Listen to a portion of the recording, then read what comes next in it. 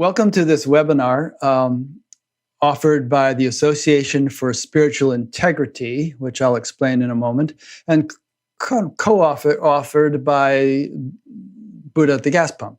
My name is Rick Archer. I'm the creator and host of the Buddha at the Gas Pump interview show. And I'm also a founding member of the Association for Spiritual Integrity, which is a nonprofit charity founded in 2018 with Craig Holliday, Jack O'Keefe, and myself. And we now have also Miranda McPherson and Phil Goldberg on our board of directors. And Mariana Kaplan is an advisor. The ASI, which is the acronym for Association for Spiritual Integrity, arose out of a deep need to address the numerous scandals and confusion involving spiritual teachers, their students, and communities over the years. We aim to deepen the conversation and become an evolving force in education so that there is greater integrity and professionalism within the modern spiritual landscape. We're really honored today to have as our, about 4 times a year we offer a webinar for our members. And today's webinar is, we're really honored to have Swami Sarvapriyananda as the presenter. I'm a big fan of his. I've been listening to his podcast and his webinars, and I always feel like I learn a lot from him. He has been minister and spiritual leader of the Vedanta Society of New York since January 2017. He was inaugural fellow at Harvard Divinity School during the 2019-20 academic year. Prior to this, he served as assistant minister of the Vedanta Society of Southern California for 13 months. Swamiji joined the Ramakrishna Math and mission in 1994 and received sannyas, renunciate initiation, in 2004. Before coming to serve in the U.S., he served as an acharya, teacher, of the monastic probationers training center at Belur Math in West Bengal, India, the headquarters of the Ramakrishna Math and mission, founded by Swami Vivekananda, the chief disciple of Ramakrishna Paramahansa. He has served the Ramakrishna Math and mission in various capacities, including being the vice principal of the Deogar Vidyapith Higher Secondary School, principal of the Shikshana Mandira Teacher Education College at Belur Math, and the first registrar of the Vivekananda University at Belur Math. So ethics have always been an essential component of all time-honored traditions, and for good reason. But many contemporary teachers have underemphasized this point or even contradicted it. I feel that we couldn't hope for a more articulate or authoritative spokesperson to explain to us how and why an ethical life is foundational to any real spiritual development. Spokesperson I'm referring to, of course, is today's speaker, Swami Sarvapriyananda. So I think Jack O'Keefe, one of our co-founders, wants to say a word before before Swami begins to speak. Thank you, Rick. Apologies for my poor quality Ethernet. What I want to add is how significant this is for the ASI to have Swami Sarvapriyananda today, because he has recognized and speaks about the cultural shifts and cultural values that must be readdressed and seen from a contemporary point of view. How do we live in the world? What are our current values in living in today's society? And how does that weave into time-honored ancient spiritual traditions that may, in many ways, have their teachings rooted in outdated cultural values? So there's cultural values, and then there's ethical practice that comes from that. And I think going into where they overlap is particularly interesting for the ASI. How do we learn about the cultural shift that we need to embrace in order to do our work better serve ourselves as human beings and better serve our community? And so how spirituality has to change in order for it to survive and be healthy is what sparked the significance of having this talk in conjunction with the Back Gap today. And so from Rick and myself and all of our community, welcome and thank you for coming to speak with us today, Swamiji. We're looking forward to hearing what you've got to say. Thank you. Should I should I make the presentation now, and then we'll open up for question answers? Yes, please. Yes. Thank you, Rick, for having me. Thank you to the ASI for organizing this program in collaboration with BATGAP. I think it is very topical, very important, this subject. So let me just start off by giving a little foundation to Advaita, an introduction to Advaita, and to ethics in Advaita Vedanta. Very briefly, I think it'll be much more interesting and important to interact with the participants here. So I won't take much time. As Rick mentioned, last year I had an interesting experience at the Harvard Divinity School. I was there for 1 year. And in one of the courses, it was not actually a course on Vedanta, it was actually a course on Buddhism, Indo-Tibetan Buddhism. So one of the readings we had by an academician was very interesting. It talked about different models of enlightenment. And it said there are basically these two models of enlightenment, and talking about Buddhism, that one is what the author called an epistemic shift model. So our entire worldview is transformed. So the enlightenment experience, it transforms our understanding of what we are and what the world is. So for example, in Tibetan Buddhism, it might mean realizing the emptiness of self, emptiness of the world. That would be the wisdom that arises out of Bodhi, the enlightening wisdom. In Advaita Vedanta, it would mean realizing that I am Brahman and the world is an appearance. Whatever. That's a tremendous shift in the way we see ourselves and the world. So that's one way in which enlightenment is understood in all of these ancient cultures. So there is some way of understanding enlightenment. That's basically an epistemic shift, a shift in the way we understand. In contrast, in addition sometimes, is this other model of enlightenment, which that author called an ethical manifestation model. Ethical manifestation model. Basically, if a person is enlightened, seeking enlightenment, on the way to enlightenment, one would expect that person to manifest certain ethical qualities like integrity, truth, like nonviolence, like self-discipline, like a check on indulgence, on sense indulgences. A variety of ethical practices should be manifested to some level of excellence. In a Buddhist sense, one might say manifestation of the Buddha nature. So the first model would be recognition of the Buddha nature within ourselves, realization of that. But the second model would be manifestation of the qualities of a Buddha in our day-to-day life. So these two, I was really struck. The full idea of enlightenment would be the two together.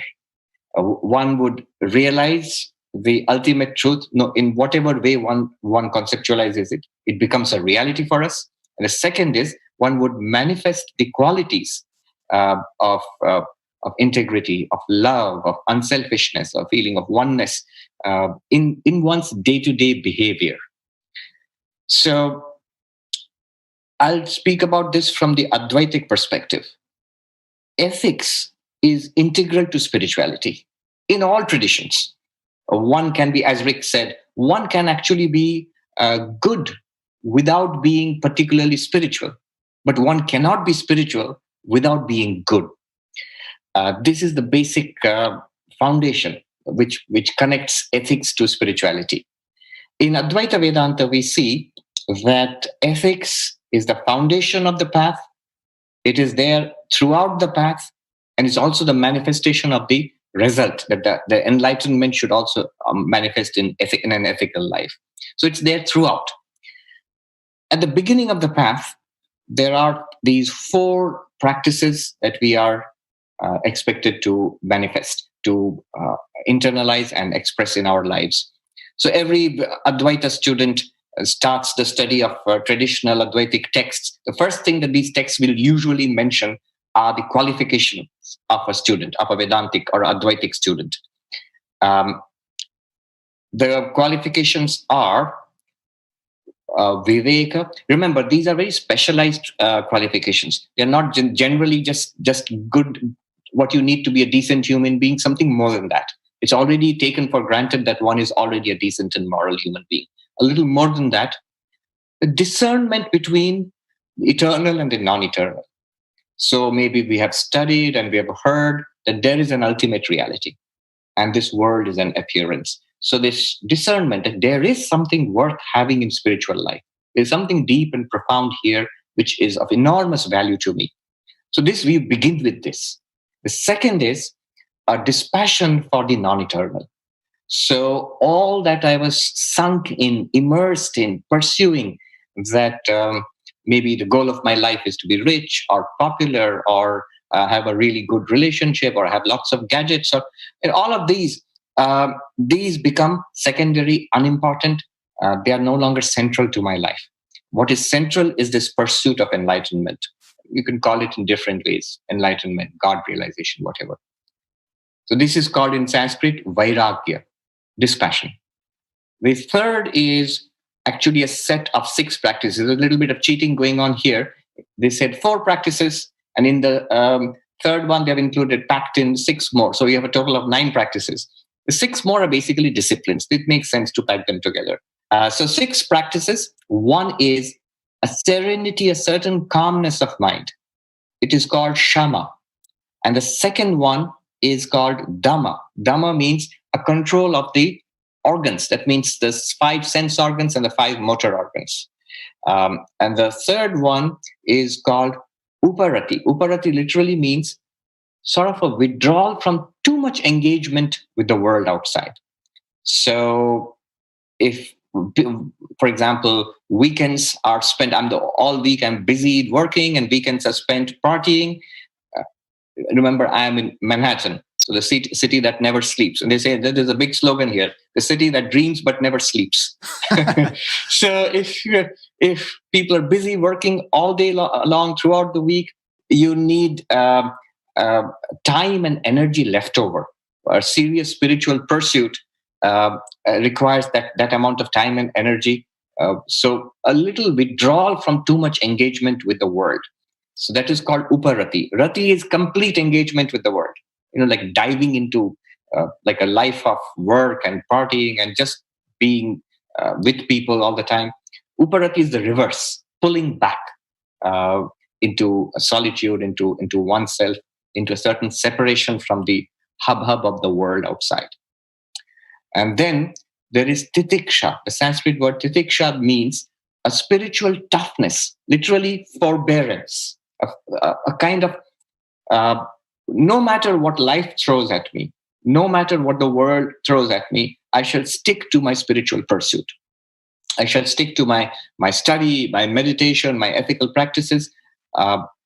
Notice how much trouble people put up with to pursue a career, to raise a family.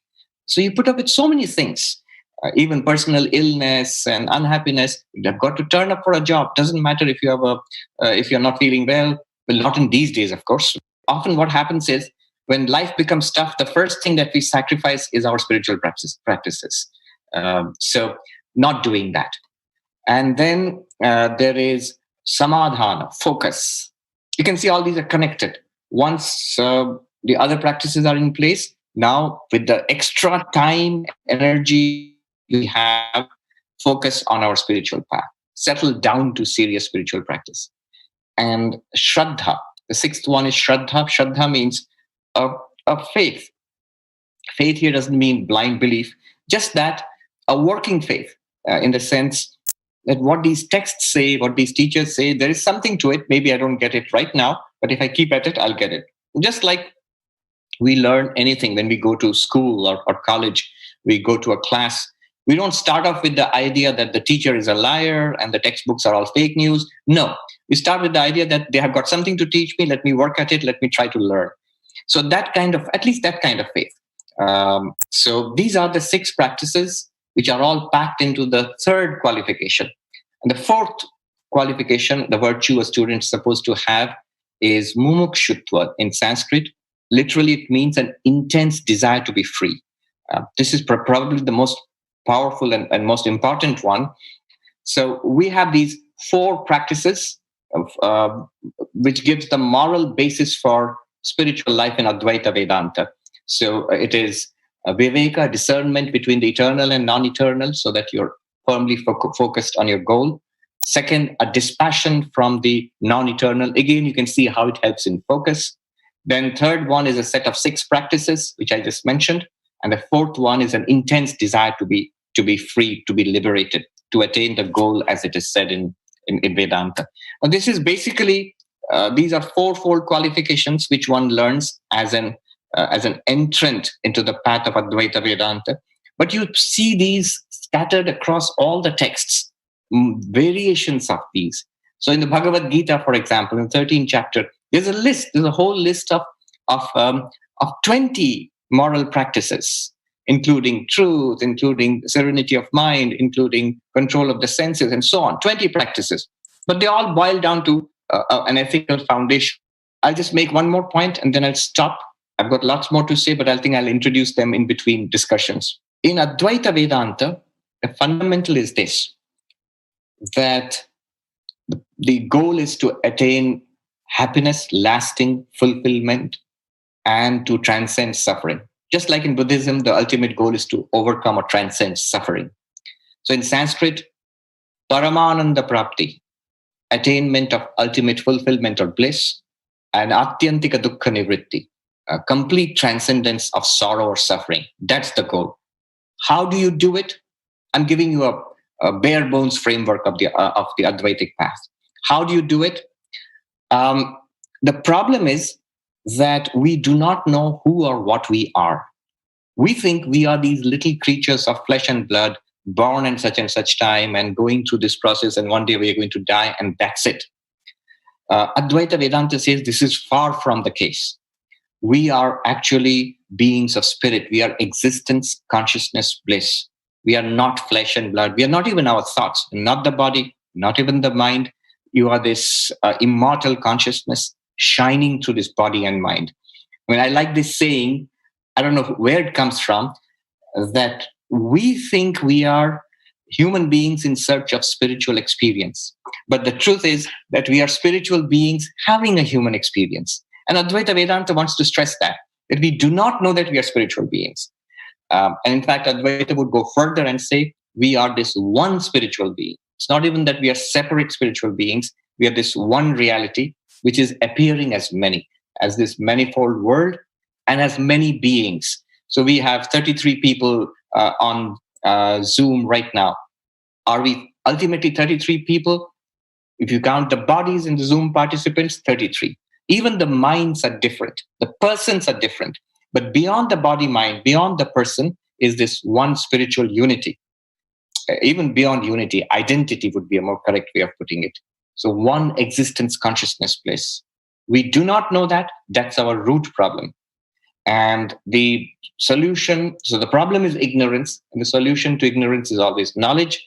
So the whole Advaitic practice is to gain this spiritual insight. And beyond the body-mind, we are this one existence, consciousness, bliss, in which appears this universe and all these bodies and minds. Now, with the ethical foundation, the process starts.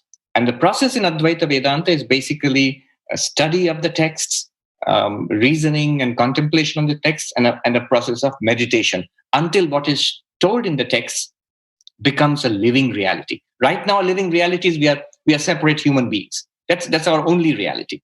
Advaita promises that there's a much deeper level to this.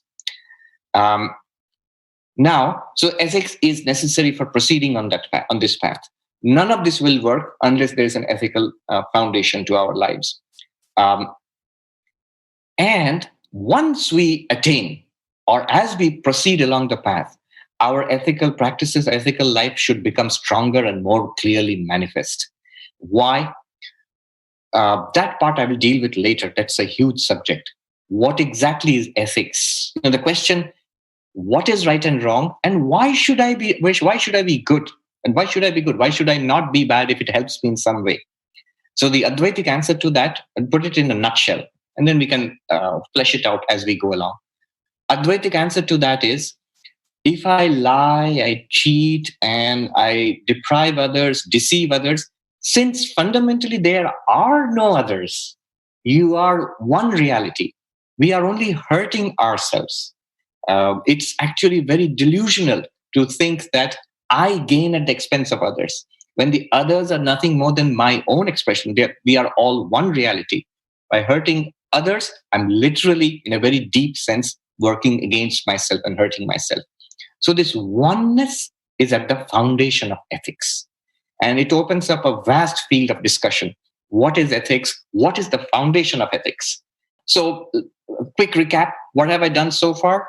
I've given you a basic bare bones outline of what Advaita Vedanta is, what is the ethical preparation for a student, and why Advaita Vedanta implies ethics at the beginning of the path, during the path, and at the culmination or the fulfillment of the path. Okay, now stepping back.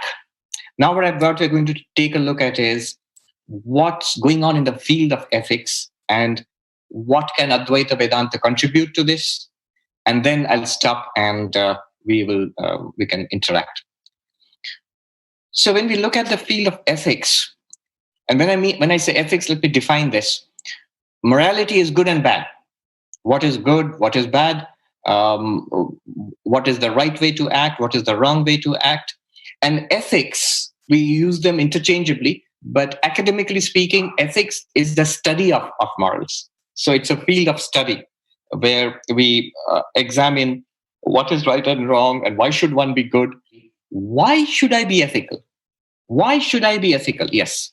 So fundamental question in the field of ethics is, why should I be ethical? Why should I be moral? Why should I not steal or lie or rob or deceive if it helps me, if my life becomes better? And now different theories have come forward, and we have studied this, especially people who have studied philosophy. You always have ethics 101 course, just not just in philosophy. If you studied business management, if you studied law, if you in different fields, political science. So there are different ways of understanding this. One way is the utilitarians, that ethics leads to a better life. The whole goal of life, life makes you more happy. Okay, so the utilitarian one is the utilitarian perspective. Ethics increases total happiness. Why total happiness?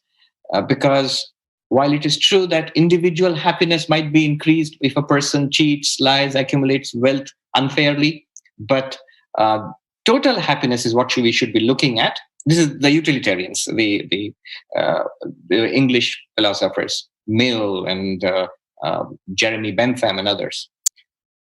Now, the problem with utilitarianism is, very easy to, you can justify just about anything.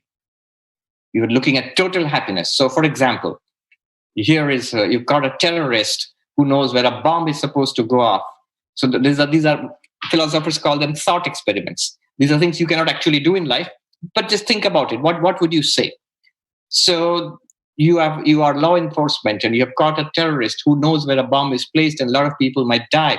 So would you torture the terrorist? Because remember, if your guideline is benefit of the maximum number of people, a lot of people are going to get hurt. So it's okay to hurt one person to prevent others from being hurt. That's what the law tells you, but you might feel uneasy about it. Would you do it or not?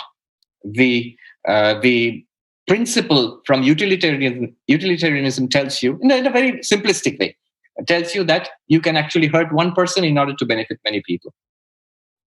Somebody would say, yeah, that's right, you should go ahead and hurt that person so that many people can be saved. But the experiment can be pushed further. And they say, this terrorist, he's a tough nut. He will not reveal anything under torture. But he has a little 5-year-old kid. Would you now torture the 5-year-old kid in front of the father to make the father confess? Now, a lot of people would back out here. This is too much, right? But utilitarianism, in a plain calculus sense, tells you, go ahead. It's just one person against. So This is the problem. And the classic trolley problem, for example. The trolley problem is, this is something they throw out in every class. And I faced this at Harvard University. Our professor was a Nobel Prize winner in economics, and very smart people sitting around in the class. And he threw out the classic problem. The trolley problem is, there is a trolley coming with coming down the tracks, and on one side there are 10 people standing. The trolley is out of control. It's going to hit them, and you are standing near the switch, which can switch the trolley from one track to another track. And at the end of this track is one person standing. So would you make the switch? Would you switch the trolley from this side to that so that 5 people can be saved and 1 person will be killed? Would you make that choice? So if you're a utilitarian, you would make the choice. You would at least be forced to make the choice. Yes, 1 person's life is less valuable than 5 persons' lives.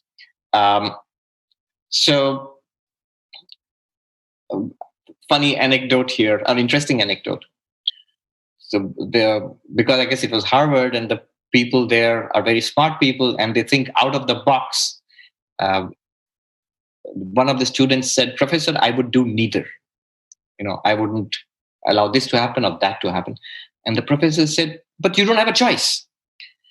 And the student answered so beautifully. He said, "In life, there is always a choice. This is an artificial example, and both choices are awful. If you're an ethical person, you will look for a better choice than these 2 awful choices. Kill 1 person or kill 5 persons." And then the professor, he gave a beautiful anecdote, which I'll share with you. I can tell the name of the professor, Professor Amartya Sen. He's a Nobel Prize winner in economics from India. He teaches philosophy and economics at Harvard. So his anecdote was this. He said, "That's a beautiful response. And let me share this anecdote. Many, many years ago, economists were invited from Harvard University and other places, academicians from different universities, by the Pope, John Paul II, for an encyclical about ethical life in the world. And so each person was asked to contribute a few lines to that the papal encyclical. And one of the economists, who goes unnamed, also a Nobel Prize winner, he got hold of the Pope and said, "Holy Father, you must write it in the encyclical that capitalism is the most ethical form of economic life. And so if it comes from the Pope, it will be wonderful." And so he was sort of badgering the Pope to say, "Put it down, that capitalism is the best form of economic life." Then the Pope turned to this economist and said, "I think God in his infinite wisdom would provide a better alternative than a system which has led to the exploitation and the suffering of millions of people. We have these different systems, a communist system and a capitalist system. Maybe God has something better. Who knows? A truly ethical God would think of something better than even this." And then one of the economists was sitting down at breakfast. He heard this conversation, and he wrote on the menu in big letters that Pope 1, economist 0, and showed it like that. Yes. So ethics, that's one approach, a utilitarian approach. There's the other approach, the what is called deontological approach. That's a fancy way of saying duty. So not utility. My duty or law.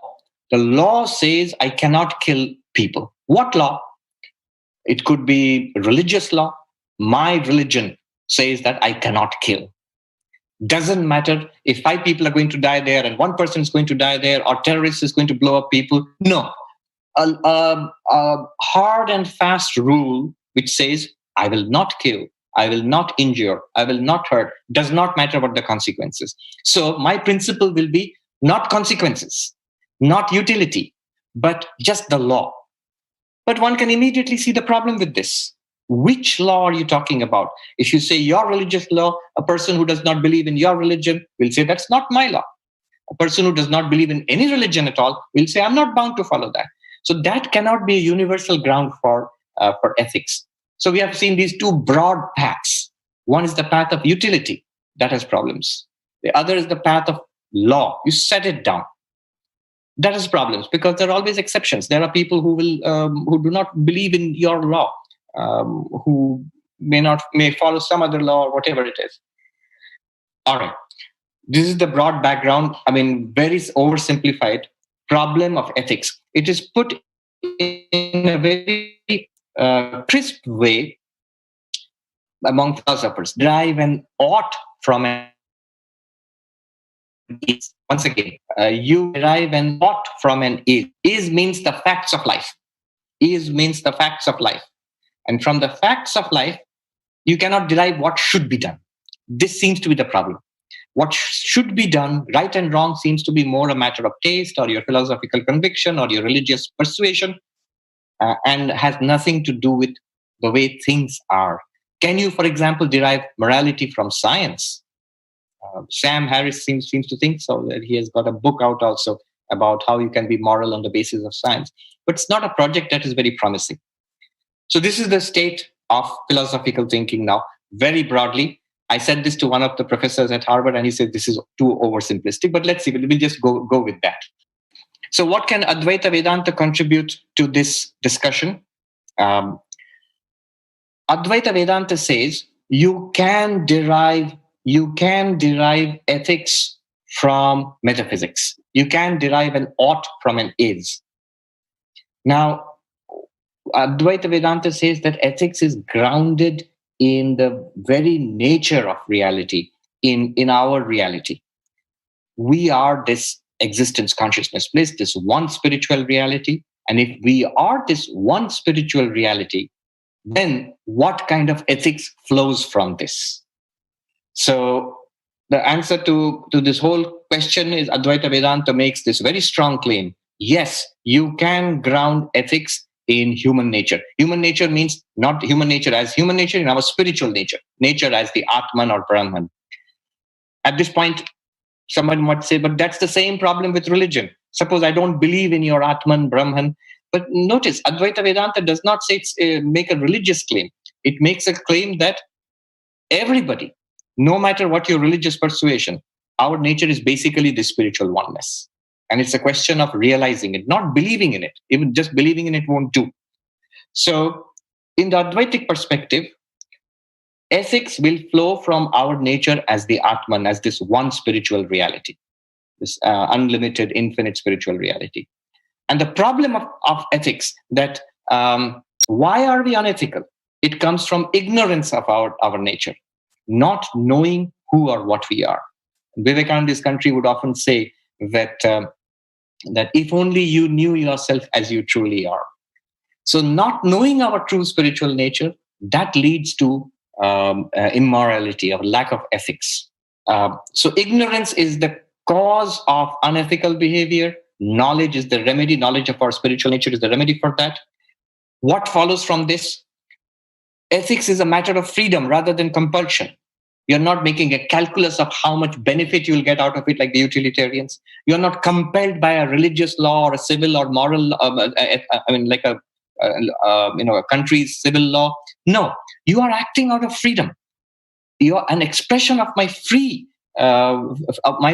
based on my spiritual nature is ethics. So I'm good because I'm free to be good. What are the criterion then?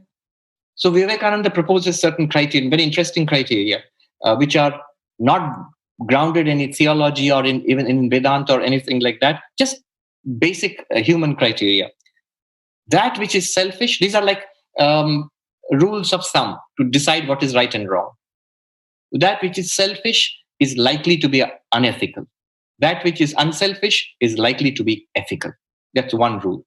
Second, that which makes you stronger, physically, morally, emotionally, intellectually, spiritually. That which makes you stronger is likely to be ethical. That which makes us weaker, physically or mentally, morally, emotionally, is likely to be unethical. That's the second criterion. Third criterion, again, rule of thumb. Third criterion is unity. That which brings people together is likely to be ethical. That which fractures and divides is likely to be unethical. One consequence of this kind of thinking is equality. That all people, indeed all beings, because we are rooted in this one divine reality, we are actually at the root equal.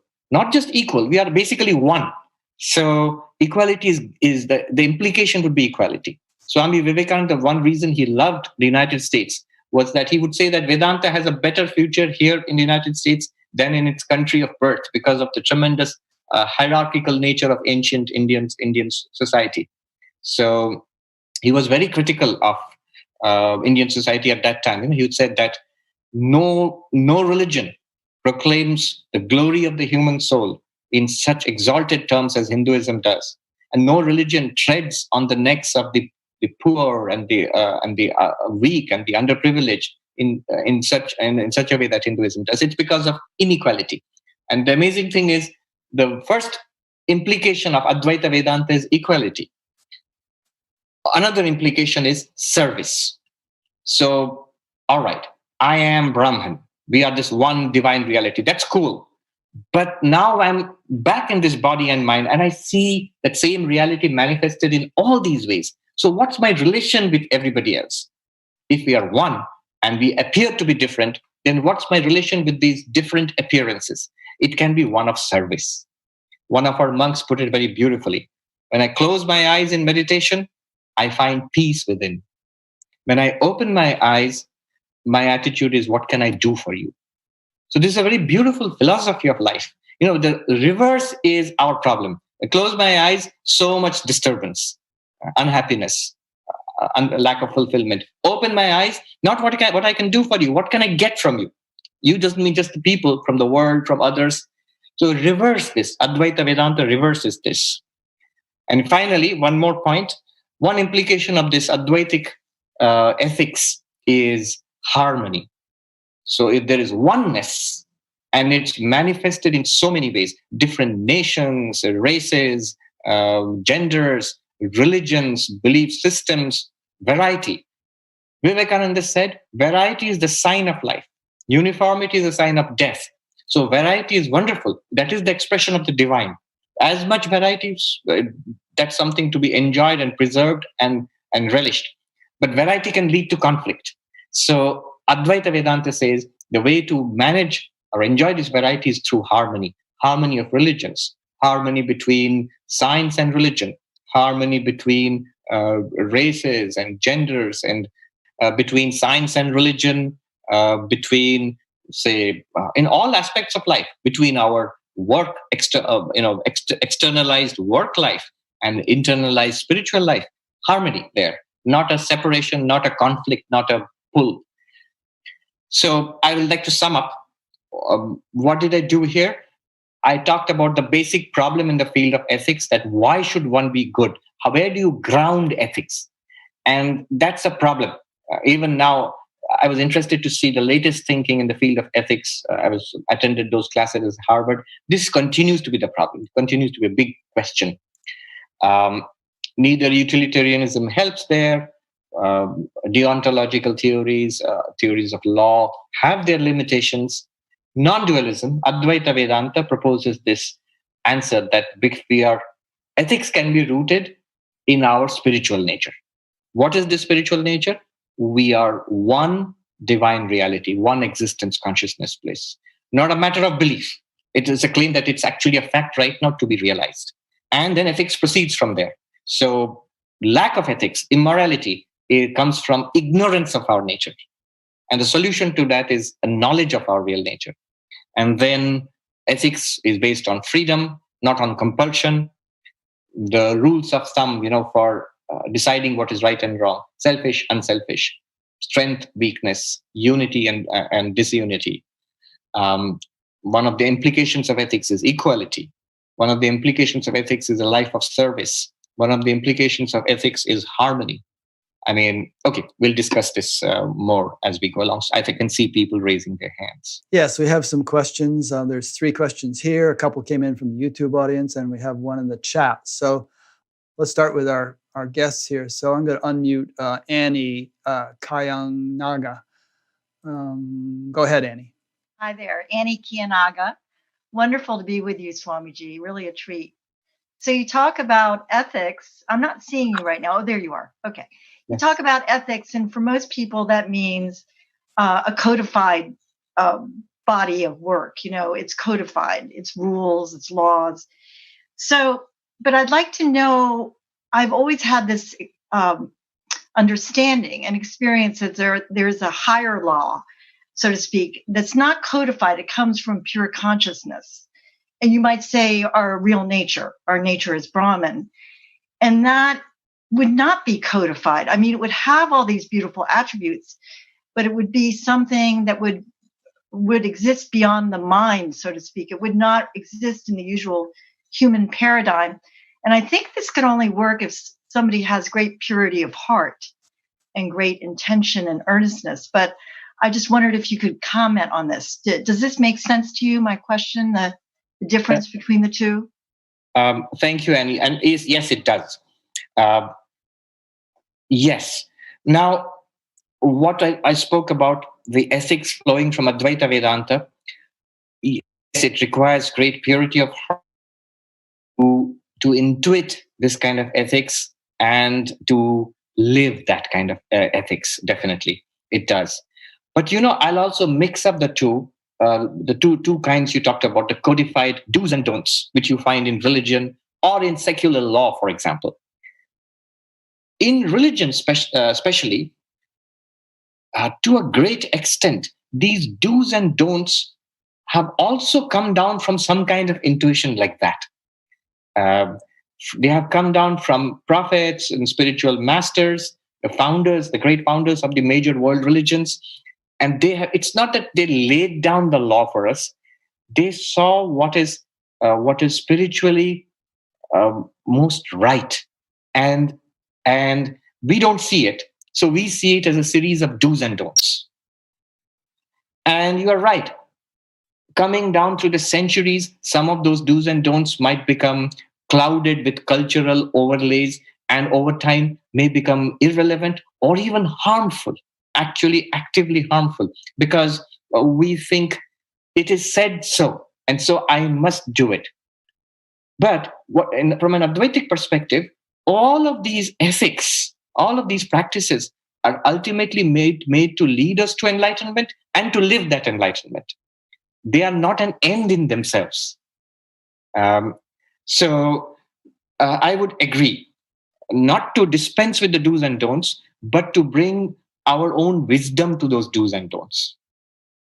A young man, I'll give an example of what I mean, a very simplistic example. A young man who was not particularly interested in religion said to me, look, one problem I face is, in a very simple way, Muslims say you have to pray on Friday, and the Jews say you have to pray on Saturday, and the Christians on Sunday, and the Hindus have just about every day of the week something is there. So they can't all be right. I said they can all be right if you change your paradigm of these do's and don'ts. What are these do's and don'ts? So, for example, it might be that keep your mind at a high spiritual level all the time. Or in a theistic way, think about God all the time. Next thing will come is it's too difficult. All right. If it's too difficult to think about God all the time, think about God in a particular time. So that becomes your Friday or your Saturday or your Sunday. It's perfectly all right. Think about, if it's not possible for you to think about God everywhere, think about God somewhere. So that becomes your temple or church or synagogue or mosque. If you think about it this way, then it makes sense. It makes sense to have some set of rules, and no set of rules can be, absolute. This is right, and do you have to pray 5 times a day, or 3 times a day, or 1 time a day? If you go into the traditions themselves, which set up these rules, you will find there is an esoteric aspect to each of these traditions. In Islam, in Judaism, in Hinduism, in Christianity, which actually says what I'm saying, that it's not the outer rules which are paramount. You have to be strict about it because you have to discipline yourself. I'll talk about the importance of discipline later. But they are made for you. The rules are made for man, not man for the rules. I mean, human beings are not for the rules for our development. Sri Ramakrishna used to say about this, that when a sapling, a plant is tender, you need to put a fence around it, especially if you're in India. Otherwise, the cows and goats will come and eat it up. And once it's grown into a mighty banyan tree, you don't need the fence. You actually have to take up the fence, otherwise it won't grow. And once it's grown into a mighty banyan tree, you don't have to worry about cows and goats. In fact, you can tether an elephant to it if you have an elephant. Some actually do in India to this day. They have elephants. So you can tether your elephant to it. Funny story here, I can't resist. I remember when I was a young novice in a monastery in Bihar in those days. So a monk, a head of a monastery, another traditional monastery, came visiting. And the first thing he asked our abbot, the senior monk, was, how many elephants do you have? So that's the way of monastic one-upmanship. If I have more elephants than you, then I'm a bigger monk than you are, and you have to bow down to me. The Swami in charge of the ashram said, we have some cows, no elephants. Yeah, so the fence is the do's and don'ts. The do's and don'ts are the fence. The problem with thinking that I know what is right and wrong and comes from a divine source within me, myself, often the mind can trick us. The mind can deceive us. So a good set of do's and don'ts, followed strictly for some time, then you'll begin to see what is the mind. We have a saying, the mind itself becomes the guru after some time. But after some time is very important. Not right at the beginning, because the mind will have a lot of wisdom to give you, which can easily lead an aspirant seeker astray. Okay, good question. Thank you, Annie. Next question is from Celia McBride. I'll unmute Celia. You're ready to go. Thank you, Rick. Thank you, Swami Ji, for your teachings are so clear. First, I just want to tell you so briefly that I was on a bus ride from an ashram in upper state New York. And for 2 hours, this man who follows your teachings was telling me all about you, and I must look you up, and I must look you up. And then I got to New York, and I let myself get lost in Manhattan, and I was very tired, and I stopped to have a drink, and I put my backpack down on a stairwell leading up an old brownstone and took out my water bottle and looked up, and it was the Vedanta Center with your name on it. Imagine that. Imagine that. So that's a great story. Anyway, if what we're talking about, if unethical behavior stems from ignorance of who and what we are, and so much ignorance is before us in terms of people in power, the way things are going in the world, am I just to keep working on my own self-realization? Am I just to trust that evolution will work all of this stuff out? What are some ways, some actions that I can take to respond to this unknowing of who and what we are that is in the power structures of the society in which we live? Yeah, this does ensure interactivity, right? We are always on our toes, whether we are computers doing well or not. That's a question we often get.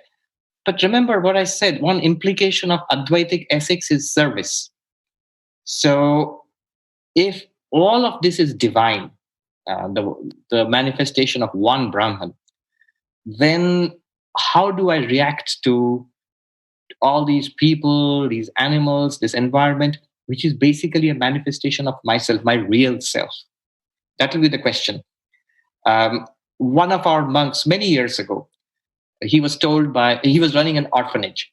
This was nearly 100 years ago. Swami Akhandananda, one of the disciples of Sri Ramakrishna, and a traditional Advaitic Pandit scholar scolded him, wrote to him saying that you are monks.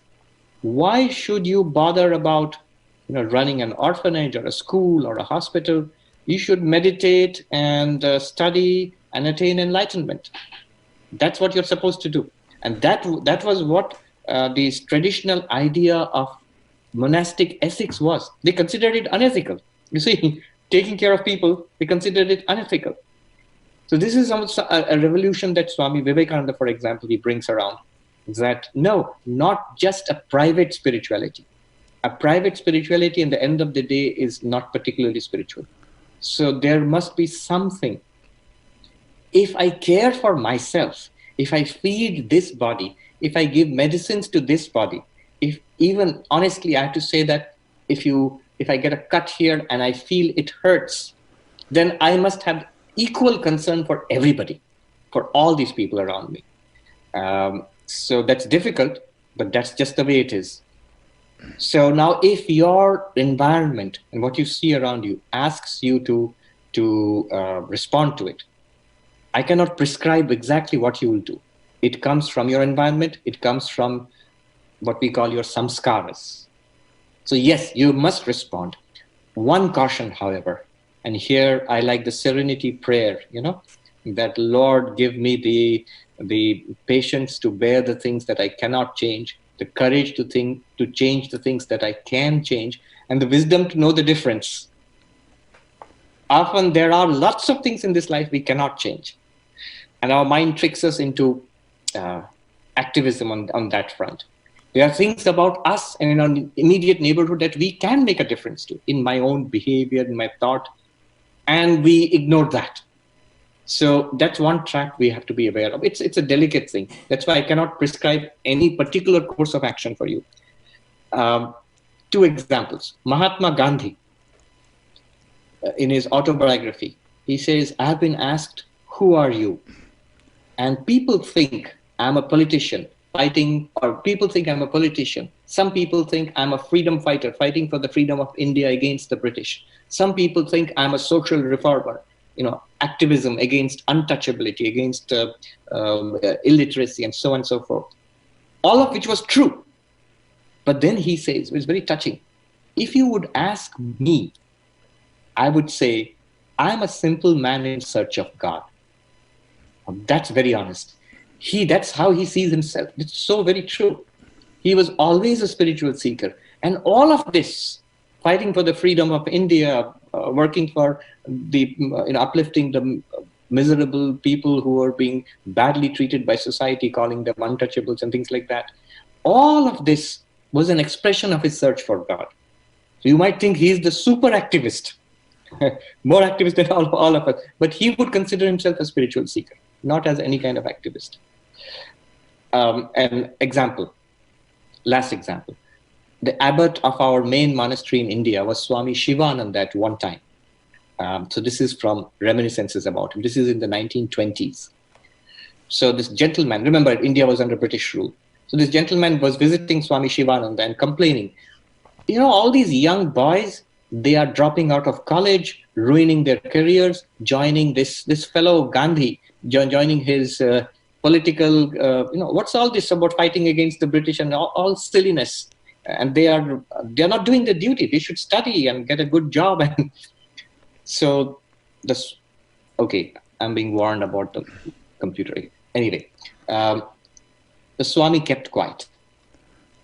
The next day, that same gentleman came again, and another young man had come to be a monk. A young man had come to be a monk. He bowed down to the Swami, got his blessings, and he went up to the monastery to become a monk. And this gentleman was again critical. Swami, what is this? This time when the whole country is up in arms against the British and Gandhi is inspiring everybody, here is this young man who's running away from life and is going to spend his life in meditation. Then the Swami said, look, I am quite sure Gandhi, in the midst of all his freedom struggle and activism and all, is at peace with himself.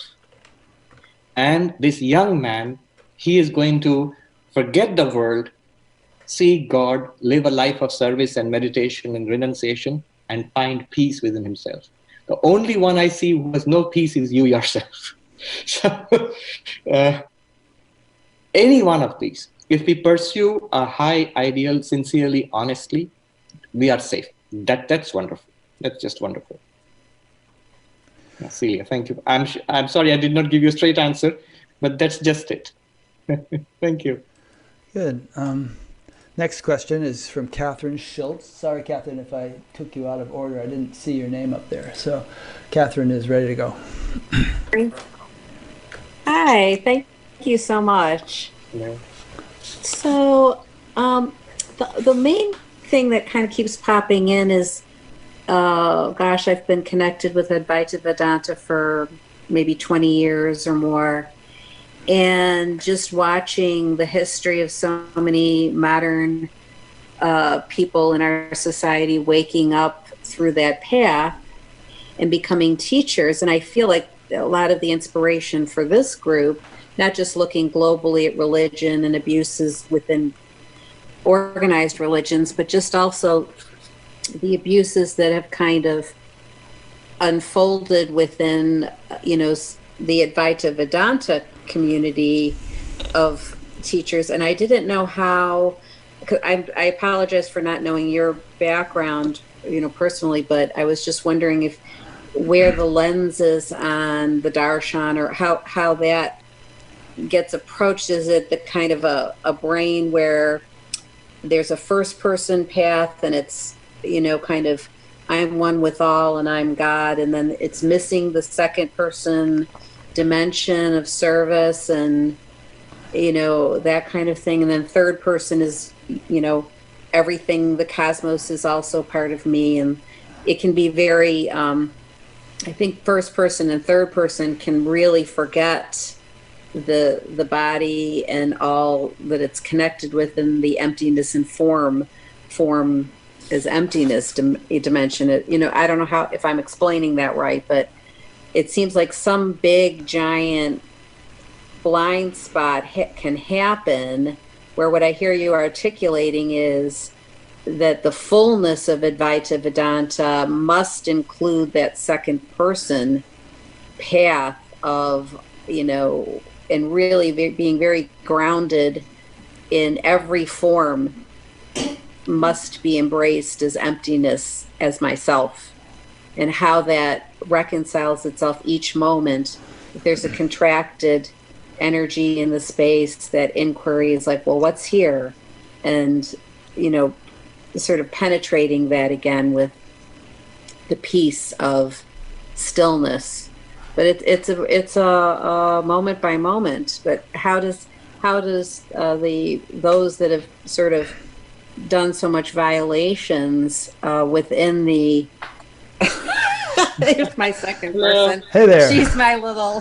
She's my biggest teacher. Hello. Who are you talking to? Yeah. Did you get the question, Swami? I was blessed to be a mama very late in life, and it's been just taught me a lot about having conflict in a spacious way. Okay, come on, Shira. What? I'm used to Zoom calls too. Thank you, Catherine. And I'm very glad you asked this question, because till now I have been saying that unethical behavior, immorality, it all comes from ignorance of our real nature, and knowledge is the solution. Now I'm going to say something very different. Is knowledge enough? No, knowledge is not enough. There is a very ancient saying, Sankhya samam jnanam nasti, yoga samam balam nasti. That's in Sanskrit. It means there is no knowledge like Sankhya, no power like yoga, no strength like yoga. Translated that further into our idiom, it would mean there is no knowledge like spiritual knowledge, one, and there is no strength like spiritual practice. So both are necessary, knowledge and practice. I like this Buddhist teacher, very well-known Western Buddhist teacher. He talks about the name of the book, I think, After the Ecstasy, the Laundry. After the ecstasy, the laundry. It means after... Jack Cornfield, I believe. Jack Cornfield, yes. Right.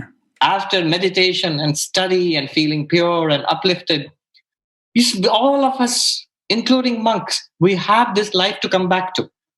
You have finances and health and responsibilities and a community and all of this. The laundry of life is still living. He says that in spiritual life, you not only have to go away, you have to come back to. So going away and coming back, the transcendent and the immanent, both are important. Now, I'd like to bring in a little bit from positive psychology here. The psychologist Jonathan Haidt Haidt. I don't know how you pronounce that. He's somewhere here in New York. He has written this book, The Happiness Hypothesis, where he says, why is it so difficult to be good? That's the question he takes up. He says that all these self-help books, they're crowding the shelves of Barnes and Noble, and all of them have good advice and they have good insights. Any one or two of them could transform our lives. But why is it so difficult? At the end of the day, after buying shelves of those books, why is it that our lives do not change much? So he says it's because of this problem. We are like, he says, like an elephant and the mahout. The mahout is the Sanskrit word or Indian word for the elephant rider, the controller of the elephant who sits on top of the elephant. So the intellect is like the mahout, and the rest of the body-mind system, physical body, emotional body, all of it, our unconscious, is like the elephant. Now what happens is the mahout knows where he wants to go, and he can direct the elephant to go that way. And if the elephant obeys the commands of the mahout, well and good, they will reach their destination. But if the elephant does not, the elephant sees bananas somewhere and goes bananas for it, and reaches out there and goes up, the mouth is not strong enough to drag the elephant along. The mouth is very weak compared to the elephant. Exactly like that, it's our intellect which gets insights, which is inspired by inspiring spiritual talks, which reads books, which sets out a plan for improving our lives. That is the mouth who's got the map, who's got the inspiration, who's got the intention. But the rest of the body-mind system is the elephant. So tomorrow I want to get up early in the morning and meditate. I decide it's perfectly great. I'm sold on the idea. But when I have to get up, it might be 30 degrees outside and freezing cold. And the body says, no, I won't. It's comfortable here under the blankets. You never asked me. I didn't sign up for this crazy idea of doing yoga at 5 o'clock in the morning. No, I won't. And it's so difficult. The intellect is weak compared to the rest of the body mind. Somebody says a nasty thing. I think we are all God. We are all one with each other. And somebody is being difficult. Immediately I lash back, saying something nasty to that person. Where is that coming from? Not from the intellect. It comes from the unresolved complexes, my emotions, my unconscious mind, which is not in line with my intellect. Let me know if something goes wrong, because I got a warning. Okay. So now Jonathan Haidt asks this question. What does the elephant respond to? The mahout, the intellect, it responds to spiritual talks and Zoom discussions and books and seminars. Very good. But what does the elephant respond to? What does the body mind respond to? The rest of the body mind. And he says, how does one train an elephant? Remember, it's not by giving it a talk. It's not by inspiring the elephant. It's not by holding, sending it to workshops. No, it's by training. It's by repetition. It's by repetition. The elephant is a creature of habit. It is good in monastic life to get up early in the morning. That is the rule. But does not come by agreeing with the rule. It does not come by reading about the benefits of getting up early. It just comes by getting up early again and again and again till it becomes part of your life, till you feel nasty if you sleep after sunrise. So in our novitiate and in like the way all the young monks are there, everybody gets up at 3:40 a.m. And I never had that habit. But it was so easy. Of course, I was much younger at that time. But it was so easy to change because everybody else is doing it around you. And so it's easy to go around with the crowd. And in that repetition itself, it did not come by reading a book. It just came by doing it for a sufficiently long period of time. It becomes a habit. And that becomes easier now. So my answer to Catherine's question is a lot of unethical activity, unexpected unethical behavior from spiritual teachers. It just is a kind of weakness in their initial spiritual journey. From spiritual teachers, from spiritual practitioners. I have seen when you read about the lives of the early monks in our tradition everywhere, you see this tremendous emphasis on practice. a hard discipline practice. Not so much. They didn't read so many books. They didn't attend so many talks, but they lived the life for a sufficiently long period of time till it became natural to them. So, yes, I'll just say that and stop. And I'm sure there'll be follow-up questions too. Our next question is from Georgie Johnson. Georgie has been a guest on Batgap. So good to see you, Georgie. Go ahead and you can start. I had a question a while back. Hi from Israel. We're at the end of Yom Kippur here. Yes. So the Day of Atonement and all of that good and evil repentance. So you inspire me so much with each answer to a question that I already get more, and I don't want to, but it's a pleasure to meet you. The question in a nutshell is about the felt sense, the energetic vibrations of thought, of feelings. So when you talk about the elephant, for example, the way that the mind would speak to the elephant to train it, to say, okay, this is an ethical behavior which is conducive to your well-being in the long term. The way it would talk would have a resonance.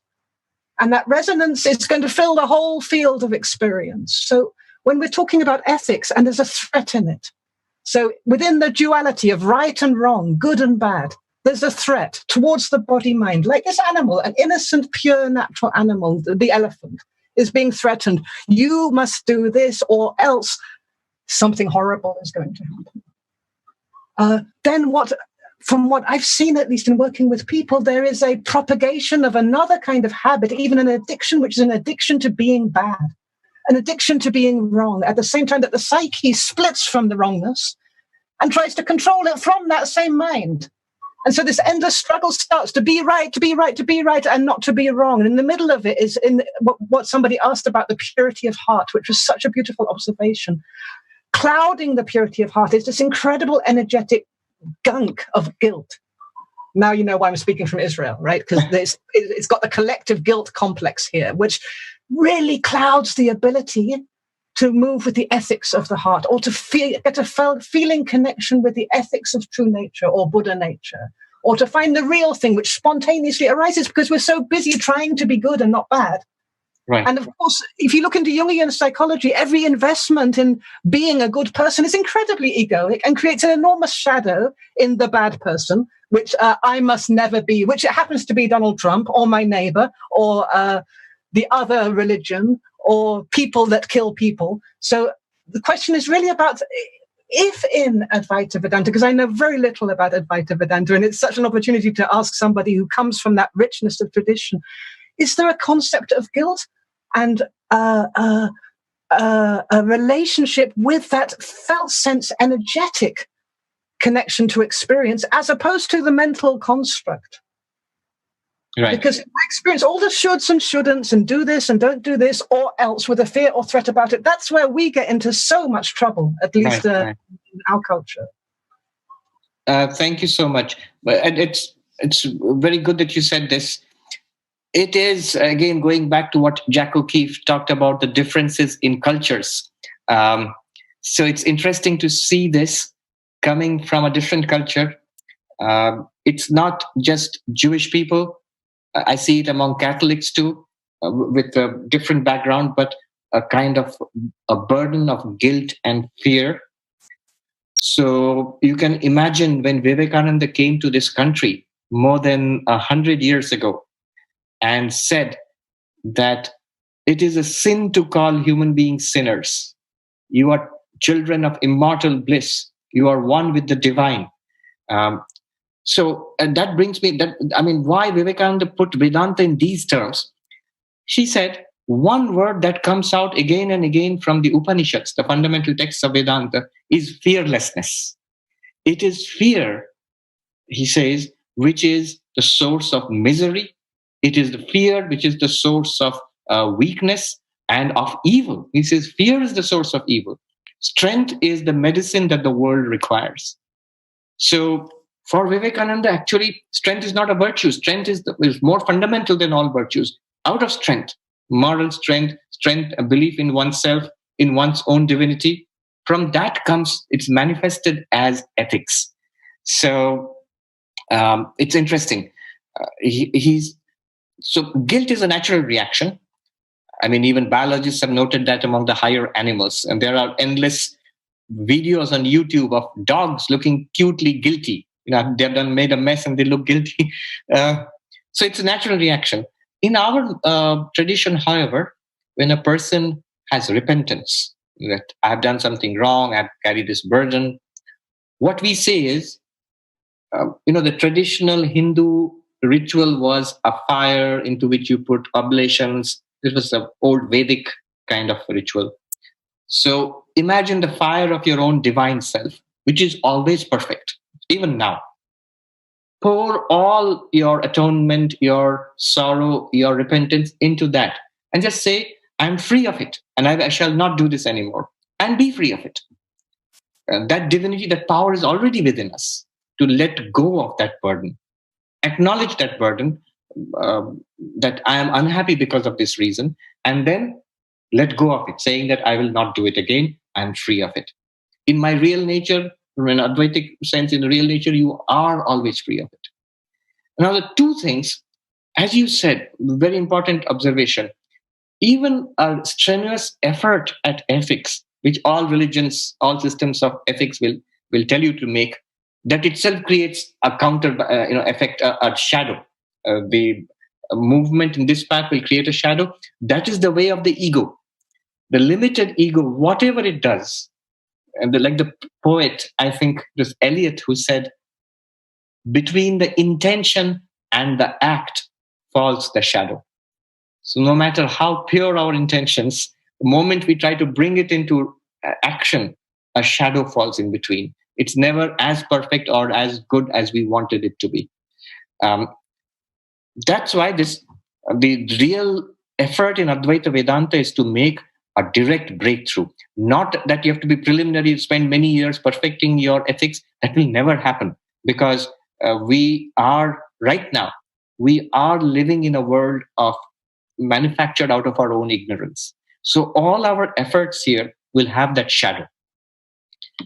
Just enough to get our life in order, enough to get some peace and purity of mind, and then make a strenuous effort to break through this life of delusion. Once we come into contact, or when we realize our real nature, then ethical life actually becomes easier. It becomes much more natural then.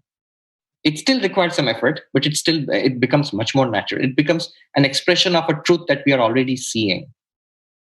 So yeah, that's what I would like to say. Thank you, Georgie. Okay. Next, I have there's a question. There's another question in the chat and a question from Alexander. But first, since you just mentioned fear, I wanted to ask you a question that came in from someone named Tuli, who is watching on YouTube. She said, how does the philosophy and practice of Advaita Vedanta respond to the current issues of our human reality? Fear, suffering, fear of death from COVID, and social injustices of racism and unequal distribution of wealth and power. Can Advaita Vedanta provide wisdom and guidance for those who need it most? Absolutely. And that's a good question. And I'm again reminded of Vivekananda. He said that I do not believe in a religion that promises you heaven after death and cannot wipe the widow's tears in this life, cannot hold a piece of bread to the starving man. Remember, he's talking about India in the late 19th century. So religion, spirituality must be helpful to us here and now. Maybe it won't make us Buddhas right away, but wherever we are, in whatever condition we are, it must make a big difference to us right away, here and now. Advaita Vedanta, it tells you two things. Your real nature is beyond death. You were never born with the body was born. But it's not that you were born with the body. The body will age and the body will decay and it will die. Accept that. It is nothing to you. Once we realize what we are, we begin to see it's not that after becoming enlightened, we are the Atman, the absolute. No, when we become enlightened, we realize it was always so. I did not see this. Now I see it. So you can say with conviction, even to those who do not see it, that it's all right. Don't be afraid. You will be all right. Even if tomorrow I get the COVID and I suffer and I die alone. I mean, I'm in New York. I've been hearing these stories. Now things are much better, thankfully. But in March and April and May and June, at the peak of it, there were 800 to 900 people dying a day. There are people here who come to the ashram who are doctors who are in the ER and in the ICU. They talked about, they said that the worst thing that we saw was these people dying alone. No relatives, nobody allowed near them. Even the doctors and nurses are wearing these, like robotic suits and watching from a distance. They struggle to breathe and they die alone. Even their Advaita Vedanta says, courage. This too shall pass, and you'll see that, okay, that was the body, a piece of machinery which failed. It leaves me completely unscathed. So that kind of conviction. And the second thing that Advaita Vedanta says, this is the nature of the world. Why are you surprised? It is the Buddha's realization, the first noble truth, that suffering is basically the nature of the world. Change is basically the nature of the world. So don't be overwhelmed by this. Others before us have faced this, whether it's a Spanish flu. We have a senior most member here is Bill Conrad, who is 96 years old. He's lived through, he was too young to see the Spanish flu, but he's lived through the Second World War. He was in the war himself. And he has lived this long life in New York itself, nearly 100 years now. So he has seen all of this. He's unmoved. He got the COVID. And we were thinking that at this age, in 95, and he gets the COVID, he celebrated his 96th birthday and he's fine. Now, it is a maturity that comes of a long life of spiritual practice and observing the world. Don't be shaken even by these events, the COVID and the economic downturn and things like that. We will get through it. Our ancestors got through much worse. We have seen many things in our lives and in many lives past, which we do not recall. We will get through this, and we will get through this unscathed. Okay, next question is from Alexander. Alexander, you are unmuted. Go ahead. Thank you. Hi, hello, Swamiji, and very happy to be able to speak to you. My question, I'm wondering how you would explain unethical behavior in supposedly enlightened people, especially since, say, from a phenomenological perspective, it's all simply like arising spontaneously as oneness, and at which point someone might not really have a sense that they are doing something unethical because it's just a dance anyway, or it's just like biological machines doing stuff. So how would you correct someone's behavior in this situation, and maybe what would you point them at, especially since they might not be able to see any problems, so they might not feel motivated to change anything? Yes. One unfortunate fact is, even among spiritual seekers, even among spiritual practitioners and teachers, there is unethical behavior sometimes. Now, it is not new. It's not something that we are seeing in, coming from the counterculture in the 20th century or in the 21st century. Gurus and yogis and all, some of them are getting exposed for unethical behavior. It is not new. In an ancient, like a land which is cultivated spirituality for millennia, this is something that was well known and understood with sympathy, but also with the idea that this is not right and it should be corrected. So if somebody is trying to be ethical and spiritual, it's a difficult path. And if large numbers of people set out on that path, you would inevitably expect people to slide and slip and fall. So this is a phenomenon well known. There are endless stories about sages and monks and spiritual seekers who fall or slide from the path. And yet there is a sympathy there that this is not the end for them. That is completely wrong. And they will get the results of their karma. This was the traditional understanding. And yet it's not the end. It's not eternal hell or something like that. They will start all over again in this life or the next life, and everybody will attain to spirituality, to enlightenment. Now, how do you deal with it on a practical basis? What we started with, that's a very good formula. One can be good without being particularly spiritual. but one is not spiritual without being good. Goodness, ethical behavior, basic ethical behavior, right and wrong, is what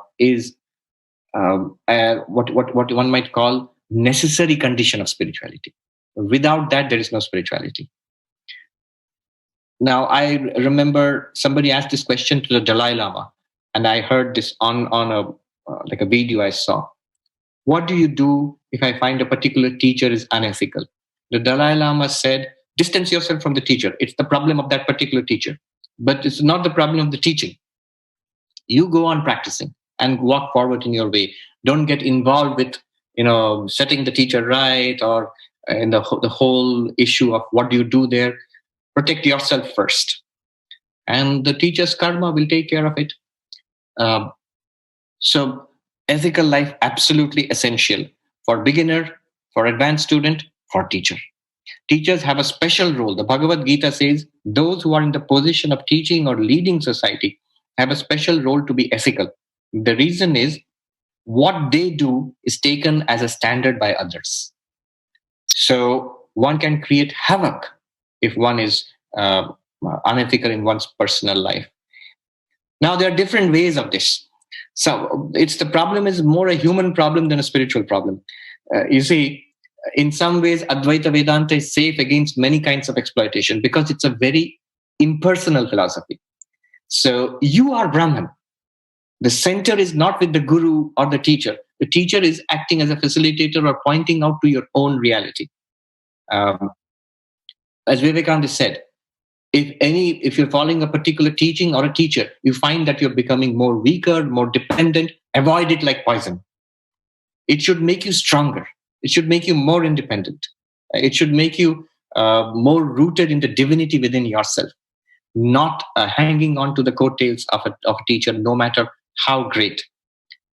Vivekananda himself, for example, is a wonderful example for this. He died at the age of 39. And one of the things he said that many are the teachers who have ruined their followers by staying too long with them. So we believe he gave up his body in meditation. He used to say, I won't live to see 40. Jack O'Keefe, did you want to say something at the end about ASI? It makes me more keen to have more dialogue, more conversations, because perhaps, the thinking traditionally, which was of its time, that the student must take care of themselves and let the karma work out for the teacher. We're moving into a time of where we as teachers want to take much better responsibility for ourselves, and not just let it up to karma, but to find a way to remain, whether it's doing our spiritual practice. What is it? Can we introduce peer support with each other? What can we do? Because in the West, we seem to be quite isolated from each other. And the ASI is trying to draw teachers together. I remember reading Paramahansa Yogananda's autobiography of a yogi and seeing photographs of him with Anandamayi Ma and other great sages. It's like they spoke to each other. What did they talk about? And at the ASI, we're creating a platform to what can we discuss so that we can be mirrors for each other as teachers, to explore, well, let's not leave it up to our karma, but let's bring phenomenal knowledge and spiritual wisdom together to stop the unethical behavior that is there for tradition. So we're trying to change the culture at that other level. So that's what I'd like to add. I just do something that Phil Goldberg mentioned in the chat. He said, no difference between teachers who are accountable to a lineage and independents who have no affiliation. Sometimes it's good to be part of a sangha. It cuts you down to size. So in the monastery, nobody cares about what visions you have, what insights you have gained. You have to turn up to cut like everybody. Did I freeze up again? You did. I think you said you have to turn up to cut vegetables like everybody else. Like everybody else, yes. So it cuts you down to size. It keeps you grounded. Yeah. Okay. Well, thank you very much. let me just this I'm showing on the screen of the recording that'll go online. The Vedanta Society of New York website, and what is that? vsny.com or something? vsny.com and .com. Yes. And there's also Swamiji has a podcast called Vedanta Talks, which you can find on iTunes and things like that, which contains literally hundreds of talks he's given on the Upanishads and the Bhagavad Gita and all kinds of things. So that's great. And let's see here. Here's the website of the Association for Spiritual Integrity. It's spiritual-integrity.org. And anyone watching this who is not already a member, there's a bunch of people watching, and there will be more on YouTube, is welcome to visit that and see what we've got going on there. So I think that wraps it up. Thank you so much for being our guest today. I wish we had 3 hours instead of an hour and a half, but it's a sampling. And there's some saying, I think this is an old Bengali saying, that is, for the wise, only an indication is necessary. Right? You ever hear that one?